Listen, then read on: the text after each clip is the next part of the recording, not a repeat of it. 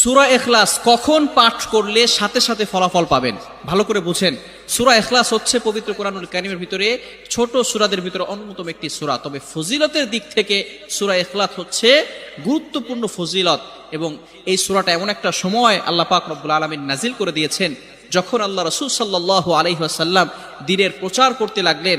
এমন সময় আল্লাহ পাক রব্বুল আলামিন এক আল্লাহর দাওয়াত দিতে লাগলেন। তখন কাফেররা আল্লাহ রাসূল সাল্লাল্লাহু আলাইহি সাল্লামকে কোশ্চেন করলো যে মুহাম্মদ, তুমি তো এক আল্লাহর দাওয়াত দাও, আমরা তো কোটি কোটি দেবতার পূজা করি, তারা আমাদের সমস্যার সমাধান করতে পারে না। তুমি যে আল্লাহর দাওয়াত দাও সেই আল্লাহ কয়জন এবং সেই আল্লাহর সন্তান আছে কিনা?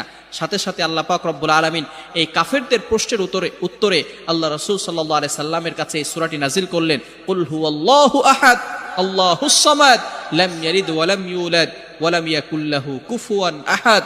আল্লাহ পাক রব্বুল আলামিন এক, অদ্বিতীয়, এবং আল্লাহ